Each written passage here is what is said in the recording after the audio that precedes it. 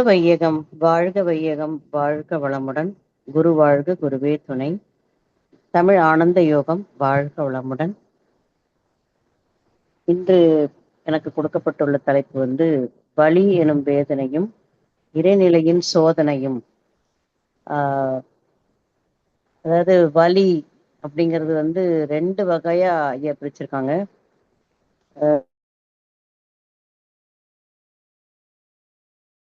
இன்னொன்னு மன ரீதியான வலி. இங்க வலி அப்படிங்கிறதுக்கு நம்ம மகரிஷி ஐயா கொடுத்த விளக்கத்தை போல் வேற யாருமே கொடுக்கல அப்படின்னு ஐயா புத்தகத்துல குறிப்பிட்டிருக்காங்க. அதாவது short circuit of biomagnetism is called as pain. ஜீவகாந்த ஓட்டத்தில் ஏற்படும் தடையினால் உண்டாகும் மின் குறுக்குதான் வலி என உணரப்படுகிறது அப்படின்னு சொல்லியிருக்காங்க. அதாவது ஜீவகாந்தம் அப்படிங்கிறது லைஃப் ஃபோர்ஸ், நம்மளுடைய உடலில் ஓடிக்கொண்டிருக்கக்கூடிய உயிர் இருக்கிறதோ அந்த இடத்தில் வலி உண்டாகும் அப்படின்ற மாதிரி சொல்லியிருக்காங்க. ஜீவகாந்த ஓட்டத்தின் தடையை நீக்க உயிராற்றல் எடுக்கும் முயற்சியே வலி என்பதாகவும் சொல்லியிருக்காங்க. அதாவது எப்படி இருக்குன்னா, அது ஜீவகாந்த ஓட்டம் ஓடிட்டே இருக்கணும், அதுல உள்ள தடையை தான் வலி. அந்த வலியை நீக்கக்கூடிய முயற்சியை இந்த உயிர் ஆற்றலை எடுக்கும், நம்மளுடைய அந்த உயிர், அந்த லைஃப் ஃபோர்ஸே எடுக்கும். அப்படி எடுக்கும்போது ஏற்படக்கூடிய ஒரு உணர்வு தான் வலி அப்படிங்கிறாங்க. அந்த வலியை உண்டாக்கும் தடை உயிராற்றல் எடுத்து முயற்சியில் நீங்கிவிட்டால் வலியானது சரியாகிவிடும். அந்த தடை நீக்கப்படாமல் தொடருமானால் அதுவே நோய் என்று கருதப்படும் என்று சொல்லியிருக்காங்க. ஆனா இப்போ என்ன நடக்குது அப்படின்னா, இந்த விஞ்ஞான மருத்துவத்தை முதலில் கண்டுபிடித்த மருத்துவர் ஹிப்போக்ரட்டிஸ் என்றவர் விஞ்ஞான மருத்துவத்தை கண்டுபிடிக்கும் முன்னர் அவர் இயற்கை மருத்துவராக இருந்தார். அவர் இயற்கை மருத்துவராக இருந்திருக்காரு. ஆனா இந்த மக்கள் படுற பாடு, அவங்க படுத்துற அந்த அவசரத்தினால அவர் என்ன முடிவுக்கு வந்துட்டாரு, வலி வந்தவுடன் அந்த வலியை போக்குவதற்கு ஒரு மருத்துவம், பெயின் கில்லர் அப்படின்ற மாத்திரையை உண்டாக்கிடலாம், அலோபதி. அதுதான் இப்ப நம்ம அலோபதின்னு சொல்றோம். விஞ்ஞான மருத்துவத்தின் தந்தை என அழைக்கப்படுகிறார். அப்ப இப்ப நம்ம எங்க இருக்கோம் அப்படிங்கிறது நமக்கே விளங்கிருச்சு. அதாவது உடனே எனக்கு வலி போயிடணும், இன்ஸ்டன்ட் காஃபி குடிக்கிற மாதிரி எனக்கு வலி போயிடணும், நான் என் வேலையை பார்க்கணும் அப்படிங்கிறோம். அதுதான் பிற்காலத்தில் மிகப்பெரிய ஒரு சோதனையாக, கடவுள் தந்த சோதனை போல இந்த வலி பெரிய நோயாக, தீர்க்க முடியாத நோயாக மாறி இப்போ இவ்வளோ நீட் எக்ஸாம் எழுத வேண்டிய அவசியம் வருது அப்படின்னா நம்மளுடைய சின்ன இந்த அசால்ட்னஸ்னால தான் அப்படின்னு ஐயா அடிக்கடி சொல்லுவாங்க. களத்தை உருவாக்கி கொண்டுதான் அங்க ஒரு விஷயமே நடக்கும் அப்படின்றது இயற்கை நியதி. அப்ப ஏகப்பட்ட நோயாளிகள் வரப்போறாங்க, அதற்கு நீங்களும் தயாராகுங்கன்ற மாதிரிதான் நீட் எக்ஸாமுக்கு இப்படி இவ்வளோ ஒரு ஆதரவும் அந்த மக்களும் டாக்டர் டாக்டர்னு சொல்றதும். எதுக்காக டாக்டர் வேணும், நோயாளி இருந்தாலும் டாக்டர் வேணும். அந்த நோயாளிகள் நிறைய வரப்போறாங்கன்றதான் மறைமுகமா உணர்த்துது இப்போ உள்ள சூழ்நிலை. அப்போ ஐயா அடிக்கடி சொல்லுவாங்க, அதாவது வலியை குறைக்கும் மருந்துகளை கண்டுபிடிக்க முடியல, வலியை உண்டாக்கக்கூடிய, அந்த வலியை போக்கக்கூடிய உயிராற்றலின் ஆற்றலை குறைப்பதற்கு தான் இப்போ உள்ள மருத்துவம் பயன்படுகிறது அப்படின்ற மாதிரி சொல்லியிருக்காங்க. அது எவ்வளவு பெரிய ஒரு ஆபத்தான ஒரு விளையாட்டு அப்படிங்கிறது நம்ம யாருக்குமே புரியல. அதை எடுத்து சொல்லக்கூடிய மக்களும் ரொம்ப குறைவா தான் இருக்காங்க. இன்னொன்னு, அந்த மயக்க நிலையிலேயே உள்ள நம்ம என்ன பண்ணிடணும், உடனே எனக்கு ரிலீஃப் வருதா, அப்போ எனக்கு அது போதும் அப்படிங்கிற மாதிரி ஒரு ரொம்ப என்ன சொல்றது, அவசரமான கதியில எதுக்காக இந்த அவசரம் தெரியாமலே ஓடிட்டு இருக்க நிலைதான் இருக்கு. அதுதான் இதை இயற்கை சார்ந்த மருத்துவர்கள் வலியை தடுக்காமல் குறைக்காமல் அப்படியே மருத்துவம் செய்வார்கள் அப்படின்னு ஐயா சொல்லியிருக்காங்க. முந்திலாம் இப்போ எலும்பு ஏதாவது உடஞ்சிருச்சுன்னா அந்த மாவு கட்டு போடுவாங்க, எங்க ஊர்ல அடிக்கடி போடுவாங்க. அதுக்குன்னே ஒரு பரம்பரை வைத்தியம் இருப்பாங்க. அவங்க கிட்ட போனா அவங்க அந்த எலும்பு உடஞ்ச வலியை விட அவங்க சேர்த்து கட்டும்போது வர்ற வலிதான் ரொம்ப பயங்கரமா இருக்கும். அது தாங்கவே முடியாது. ஆனா அந்த ஒரு ஒரு ஒரு 1/4 மணி நேரம் 10 நிமிஷம் தாங்கிட்டோம், ஒரு 5 நிமிஷம் கூட ஆகாது, தாங்கிட்டோம்னா அதுக்கப்புறம் அது தானா சரியாயிரும். அந்த மருந்தெல்லாம், அந்த எண்ணெயெல்லாம் போட போட தானா சரியாயிரும். அந்த மாதிரி இயற்கையோட ஒட்டி வாழ்ந்தா நமக்கு அந்த வலி தானா போயிரும் அப்படிங்கிறாங்க. நாம தான் அதுக்கு வழியே விடுறது இல்லையே. அந்த வலி எனக்கு வரக்கூடாது, உடனே சரி பண்ணிடணும் அப்படின்னு சொல்லும்போது அந்த உயிராற்றலை தடுக்கக்கூடிய மிக ஆபத்தான கேடுதான் நடந்துட்டு இருக்கு. இது ஐயா எப்படி சொல்லுவாங்கன்னா, தடை நீக்க உயிராற்றல் முயற்சி செய்யும் பொழுது ஏற்படும் வலிக்கு உதவி செய்வார்கள். கால்ல ஒரு முள்ளு குத்திருச்சு. அந்த முள்ள நம்ம என்ன செய்வோம்? உடனே போய் ஆப்ரேஷன் பண்ணிட மாட்டோம். ஒரு ஊக்க வச்சு இன்னொரு ஊசி வச்சு எடுக்கும்போது, கொஞ்சம் ஆழமா நம்ம தோண்டி எடுத்துட்டோம்னா, அந்த முள்ளு உடனே வந்துரும். அந்த வலி வந்து அதிகமா தான் இருக்கும். உடனே ரிலீஃப் ஆயிரும். நிரந்தரமாவே அந்த வலி போயிரும். ஆபத்து போயிரும். அந்த முள்ளு வெளியில வந்துரும். இன்னொன்னு கொஞ்சம் கொஞ்சமா அந்த சதைய நீக்கி நீக்கி எடுக்கும்போது கொஞ்சம் ஒரு 10 நிமிஷம் 1/4 மணி நேரம் ஆகும். அப்ப அந்த குத்துற வலி, அந்த ஊசினால குத்துற வலி இருக்கும். ஆனாலும் அந்த முள்ளு வெளியில வந்துரும். அந்த வலிய நம்ம தாங்கிக்க முடியும். தாங்கிக்கக்கூடிய நிலையில தான் இருப்போம். இப்ப என்ன ஆயிடுச்சு அப்டின்னா, நம்ம கால்ல முள்ளு குத்திருச்சா, இதாயிடுச்சா, கிழிச்சிருச்சா, உடனே ஹாஸ்பிட்டல்ல போய் என்ன பண்ணிடுறாங்க, நகத்தையே இந்த காலையே இந்த விரலையே எடுக்கக்கூடிய ஒரு சிச்சுவேஷனுக்கு மக்கள தள்ளுறாங்க. அந்த மாதிரி ஆயிடுச்சு. அத வந்து அந்த அறிவுன்னு அத குடுத்த அறிவ வந்து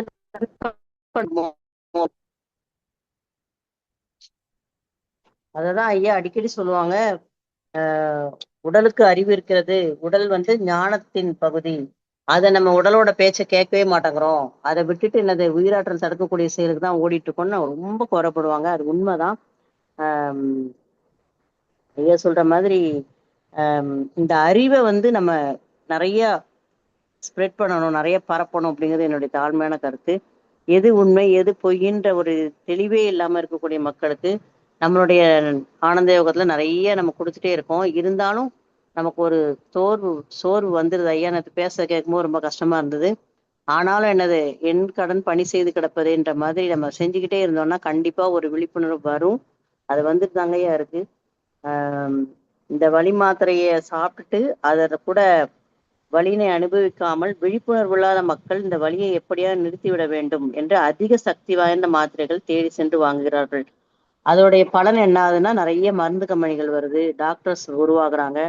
எல்லாருமே வந்து கடைசியில என்ன செய்றாங்கன்னா, பணம், பணம், பணம் அந்த பொருளை தேடியே தான் போயிட்டு இருக்காங்களே தவிர, அந்த அவ்ளோ பொருள் வச்சு என்ன பண்றது? வாழ்றதுக்கு உயிர் வேணும், உடல் வேணும், ஆரோக்கியமான உடம்பு வேணும், அனுபவிக்கிறதுக்கு இந்த உடம்பு வேணும்ன்ற அறிவு கொஞ்சம் கூட இல்ல அப்படிங்கிறது தான் ஐயா அடிக்கடி சொல்றாங்க. ஆனாலும் என்ன சொல்றாங்கன்னா, ரொம்ப அ மாத்திரைகளை அவசரத்திற்கு மட்டுமே எடுத்துக்கொள்ள வேண்டும் என்ற அந்த அறிவை தர மறுக்கிறார்கள். அது உண்மதான். ஏதாவது ரொம்ப எமர்ஜென்சியா இருக்கு அப்படின்றா மட்டும் தான் அந்த வலி மாத்திரை இருக்குமே தவிர, அதையே பழக்கமாக்க கூடாது அப்படிங்கிறாங்க. வளர்ந்த நாடுகள் எல்லாம் இது போன்ற வழி மாத்திரைகள் அத்தனை எளிதில் கிடைக்காது. இந்தியா தான் இப்போது உள்ள பெரிய மார்க்கெட் அப்படின்னு சொல்றாங்கய்யா.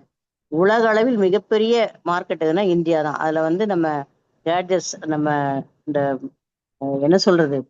மின்சாரம் சார்ந்த ஒரு இதாகட்டும், மருந்துகளாகட்டும் எல்லாமே ரொம்ப ஈஸியா நம்ம வந்து ஏமாளி அப்படின்னு சொல்லிடுறாங்க ஒரே வார்த்தையில. எல்லாத்தையும் வாங்கிப்பாயா இந்தியன் அப்படின்ற மாரி சொல்றாங்க. நம்மளுடைய ஆரோக்கியத்தை தரக்கூடிய மஞ்சளையும், வேம்பையும் வேற வெளிநாடு காப்புரிமை பெற்று விட்டது. ஆனா நம்ம வந்து என்ன செஞ்சுட்டு இருக்கோம்? அங்க உள்ள மருந்துகள், அங்க உள்ள இது எல்லாத்தையுமே உபயோகப்படுத்திட்டு கூட கொஞ்சம் நோயாளி ஆயிட்டு இருக்கோம். வலியை வேதனை என்ற உணர்வோடு அத்தடை நீக்கப்பட்டால் தான் நாம் மீண்டும் அந்த தவறை செய்ய மாட்டோம். இதுதான் இயற்கையின் நியதி அப்படின்னு சொல்றாங்க. இந்த வலி ஏன் வருது அப்படின்னா, நோயை தீர்ப்பதற்காக ஏற்படுவதுதான் வலி. அது வந்து வேதனையா, சோதனையான்னு கேட்டுட்டு கடைசியில ஐயா என்ன சொல்லிட்டாங்க, சோதனை என்றே சொல்லிட்டாங்க. கடவுள் வந்து நமக்கு வைக்கிற டெஸ்ட். நீ இந்த வலிய தாங்குறியா? இல்லையா? அப்படின்னு பார்க்கறதுக்காக கடவுள் வைக்கக்கூடிய டெஸ்ட்ன்னு சொல்லிட்டாரு. அத மாதிரி ஐயா என்ன முக்கியமா சொல்றாங்க அப்படின்னா, அ உடலின் கழிவுகள் ஓரிடத்தில் தேங்கிக் கொண்டு ஜீவகாந்த ஓட்டத்திற்கு ஒரு தடையை ஏற்படுத்துகிறது. ஜீரணிக்க முடியாத உணவை சாப்பிடும் பொழுது, அதனால் ஏற்படும் கழிவினை தேக்கி ஒரு தடையை ஏற்படுத்தி இருக்கலாம். அல்லது மனதில் ஒரு உணர்ச்சி நிலை ஏற்பட்டு ஒரு தடையை ஏற்படுத்தி இருக்கலாம். அதாவது உணவும், உணர்வும் சரியாக இருந்தால் எந்த நோயும் வராது அப்படின்னு சொல்லிட்டாங்க. அதாவது நம்ம சாப்பிடுற சாப்பாடுல அளவு முறை வேணும். நம்ம நினைக்கிற எண்ணத்துல அளவு முறை வேணும். அந்த உணர்வு நிலையில் இருந்தால் அது நல்லா இருக்கும். உணர்ச்சி வயப்பட்ட நிலையில் இருந்தால் அதன் மூலமா கூட நோய் வரும் அப்படிங்கிறத சொல்றாங்க. அததான் இப்ப எல்லாருமே என்ன செய்யறாங்கன்னா, சைக்காலஜி அப்படின்ற மாதிரி மனம் சம்பந்தப்பட்ட நோய்கள் தான் அதிகமாக இருக்கும் அப்படின்னு சொல்லிட்டு இருக்காங்க இப்போ. வலி தாங்கக்கூடிய அளவு இருந்தால் எந்த மருந்தும் எடுத்துக்கொள்ளக் கூடாது. வலி தாங்க முடியாமல் இருக்கும் பொழுது, அந்த சக்தி குறைந்த லெஸ் பவர் அப்படின்ற மாத்திரைகளை எடுத்துக்கொள்ளலாம். வலி தாங்கக்கூடிய அளவில் இருந்தால் தாங்கிக் கொள்ளுங்கள். அதிலும் கழுத்துக்கு கீழே, அடிவயிற்றுக்கு மேலே உள்ள உறுப்புகளில், வயிற்று பகுதி மற்றும் நெஞ்சு பகுதியில் உள்ள உறுப்புகளில் வலி ஏற்படும் போது, அதனை மருத்துவரிடம் போய் சோதித்து பார்க்க வேண்டும். இங்கு நோய்கள் ஏற்பட்டால் சற்று ஆபத்தானது. இன்னும் 3 முக்கியமான குறிப்புகள் ஐயா குடுக்குறாங்க. அதாவது அந்த காலத்துல என்ன சொல்லுவாங்கன்னா, லங்கனம் பரம ஔஷதம் அப்படின்னு ஒரு பழமொழி உண்டு. அதை எல்லாருமே மறந்துட்டோம் இப்போ. லங்கனம்னா பட்னி இருக்கிறது, விரதம் இருக்கிறது. ஒண்ணுமே சாப்பிடாம இருந்துட்டாலே என்ன செய்யும்? அந்த உயிராற்றல் எங்க உடல்நிலை உள்ள சீர்கேடா இருக்கோ, அத சரி செய்யறதுக்கு போயிரும். அத செஞ்ச உடனே அது ஒரு 1 நாள்லயோ, 2 நாள்லயோ சரியா போயிரும். சாப்பிடாம இருந்துட்டாலே என்னது பாதி நோய் போயிரும் அப்படின்னு சொல்றாங்க. அத எல்லாருமே இப்ப மறந்துட்டோம். அதனால வரக்கூடிய பிரச்சனைகள் தான் இப்ப நாம அவஸ்தைப்பட்டுட்டு இருக்கிறது. அதுபோல ஐயா என்ன சொல்றாங்கன்னா, ரொம்ப முக்கியமாக அ கால் வழியாக வெளியேறி, பாதம் வழியாக வெளியே போகும் கழிவுகள். கை வழியாக வெளியேறி, விரல் வழியாக வெளியே போகும். தலை வழியாக வெளியேறி, புலன்கள் வழியாக வெளியே போகும் அப்படின்னு சொல்றாங்க. வலின்னு சொல்றோம்ல, தலைவலி, கழுத்து வலி, கை வலி, கால் வலின்னு சொல்றோம். இந்த மாரி உள்ள சாதாரண வலியெல்லாம் நம்ம என்ன செஞ்சுக்கலாம்? தாங்கிக்கலாம். தாங்கறதுக்காக தான் அந்த வலியே வருது. அப்போ உயிர் சக்தி நம்மகிட்ட இருக்கு அப்படின்னு நினைச்சு நம்ம சந்தோஷப்படணும் அப்படின்னு சொல்றாங்க சில மருத்துவர்கள். இன்னொன்னு வந்து என்ன சொல்றாங்க அப்படின்னா, அந்த பஞ்சபூதங்களால் ஏற்படக்கூடிய பஞ்சபூத உறுப்புகள் முக்கியமா ஒரு 5 உறுப்புகளை சொல்றாங்க ஐயா. மண்ணீரல், கல்லீரல், நுரையீரல், இருதயம், சிறுநீரகம். இதுதான் ராஜ உறுப்புகள் அப்படின்னு சொல்றாங்க. அதுல கண்கள் வழியாக வெளியே போகும்போது, அது கல்லீரலில் உள்ள கழிவுகள் அகற்றப்படுகிறது. அதாவது கண்ணுக்கு ஏதாவது இப்ப சீர்கேடு வந்துருச்சு, கண்ல சூடு அதிகமானா சிகப்பா இருக்கும். அந்த கண்ல அந்த கழிவுகள்லாம் வெளியில வரும். கண்ணு தெரியாம போயிருது அப்படின்னா, கல்லீரல்ல கழிவுகள் நெறைய இருந்தா அப்படி கண் பாதிக்கும் அப்படிங்கிறாங்க. அதுபோல சிறுநீரகத்தில் கழிவுகள் அதிகமாக இருந்தால் காதுல ஏற்படக்கூடிய வலி, வேதனை வரும். மூக்கின் வழினா நுரையீரலில் உள்ள கழிவுகள் வெளியேறுவது மூக்கின் வழியாக போகும். இருதயத்தில் உள்ள கழிவுகள் எப்படி வெளியேறுதுன்னா, அத சொல்லக்கூடிய சிக்னல் எங்க இருக்குன்னா, நாக்குல இருக்கு அப்படிங்கிறாங்க. அதுபோல மண்ணீரல் இருந்து கழிவுகள் வெளியேறுதுன்னா, அதை உதடை பார்த்தே நம்ம என்ன செஞ்சுக்கலாம், கண்டுபிடிச்சலாம் அப்படின்ற மாரி சொல்றாங்க.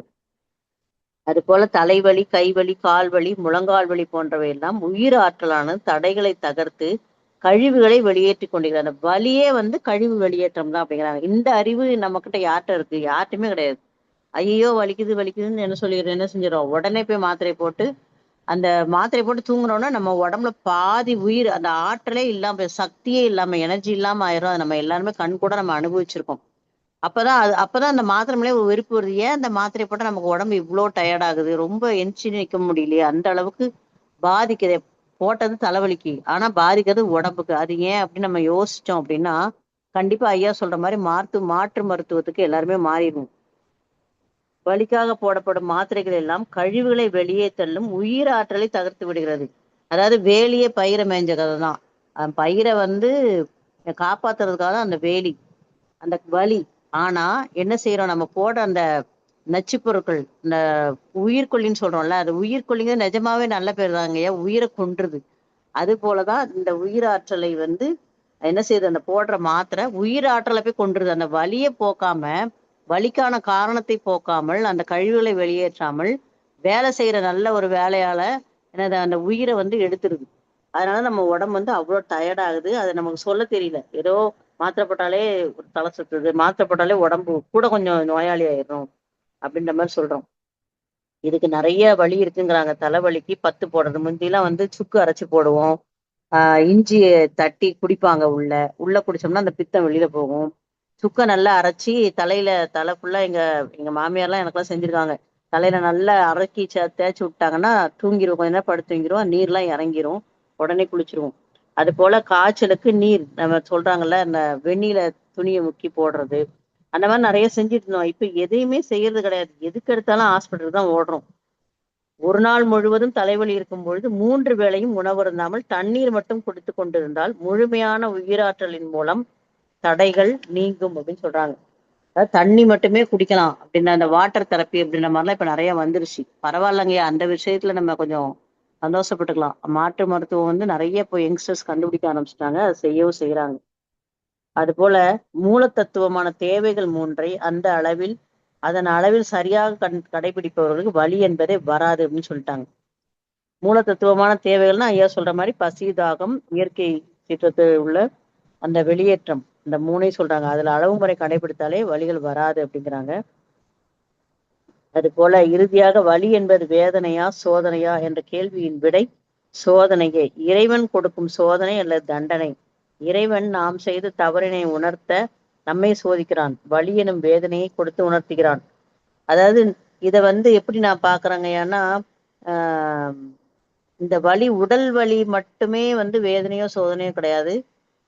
வாழ்க்கையில நமக்கு ஏற்படக்கூடிய பல வலிகள், பல வேதனையான விஷயங்களுமே நம்மளுடைய கர்ம வினைகள் தான் அப்படின்னு ஐயா நீங்க அடிக்கடி சொல்லுவீங்க. நம்மளை யாரோ ஒருத்தங்க திட்டுறாங்க, ரொம்ப மோசமா பேசிட்டாங்க, ரொம்ப மோசமா ட்ரீட் பண்ணிட்டாங்க அப்படின்னா அந்த வலியும் வேதனையும் மாறவே மாறாது. ரொம்ப கஷ்டமா இருக்கும்.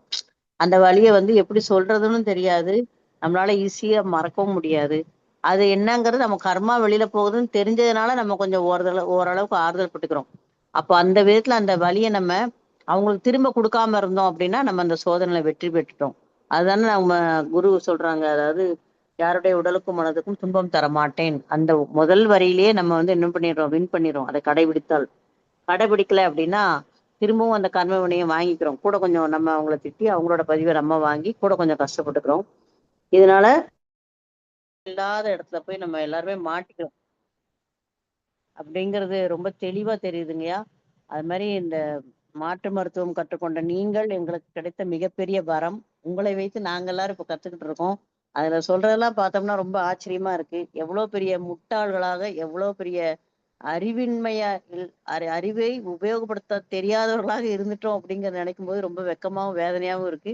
இந்த வேதனையும் கடவுள் கொடுத்த சோதனைன்னு நினைச்சிட்டு அதை தாண்டி வர்றதுக்கு முயற்சி பண்ணிட்டு இருக்கோங்க ஐயா. இவ்வளவு அழகான ஒரு தலைப்பை கொடுத்து எங்களை எல்லாம் சிந்திக்க தூண்டிய நீங்களும் உங்களது அன்பு குடும்பமும் வாழ்க வளமுடன். இதை செவிமடுத்து கேட்டுக்கொண்டிருக்கின்ற 26 நல்லுள்ளங்களுக்கும் நன்றிகளும் வாழ்த்துக்களும். பிழை ஏதாவது இருந்தா மன்னிச்சுக்கோங்கய்யா. உங்களுடைய விளக்கம் எங்களுக்கு தேவை. ஏன்னா ஒவ்வொரு நாளும் இறைநிலை உங்க மூலமா நிறைய எங்களுக்கு விளக்கத்தை கொடுத்து எங்க கண்ணை திறந்துட்டு இருக்கு.